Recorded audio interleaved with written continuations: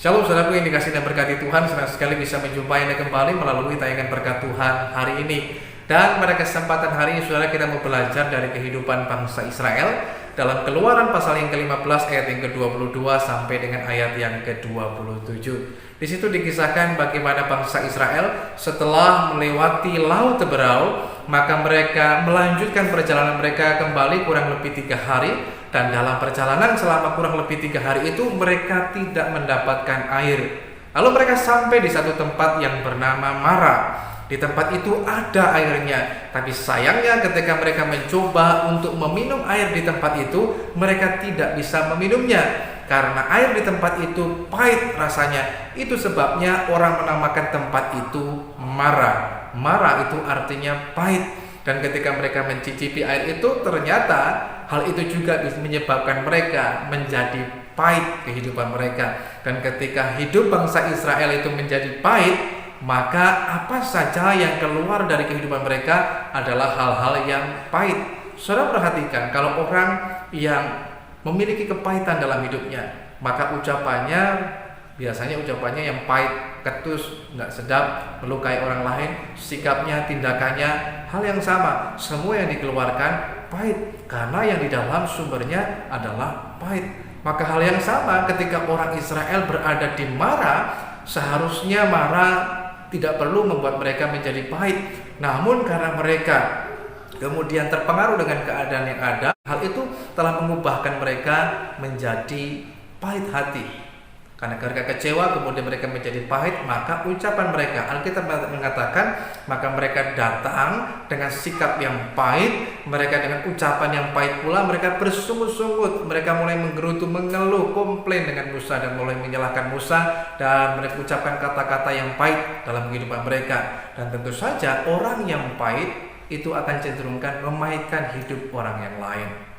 Dan hal itu terjadi dengan kehidupan bangsa Israel. Hari ini kita perlu belajar dari peristiwa ini, saudara yang dikasihi Tuhan. Memang terkadang dalam kehidupan kita tidak dapat disangkal bahwa ketika Anda dan saya menjalani kehidupan kita, terkadang kita bisa berada di satu tempat, satu keadaan, satu situasi yang bisa saja itu situasi yang mungkin kita anggap sebagai mara, situasi yang bisa membuat pahit dalam kehidupan kita.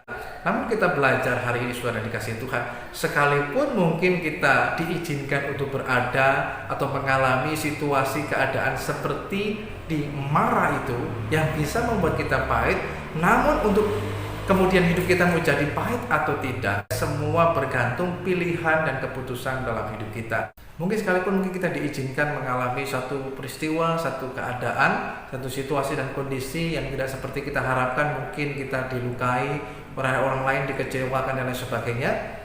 Pilihannya ada 2. Kita mau belajar dari hal itu dan membuat kita menjadi lebih baik lagi, atau kita memilih untuk terluka dan kemudian kecewa dan menjadi orang yang memiliki kepahitan dalam hidup, sehingga hidup kita kemudian menjadi pahit dan kemudian kita bisa memahitkan orang lain lewat ucapan kita, sikap kita, ataupun tindakan kita. Semua pilihan dan keputusan berada di tangan Anda dan saya. Sebab itu, saudara dikasihi Tuhan, mari kita belajarlah dari peristiwa kehidupan bangsa Israel. Ada satu ungkapan yang menarik mengatakan, daripada mengutuki kegelapan karena mati lampu, lebih baik bersyukurlah dan mulai menyalakan lilin supaya terang itu ada.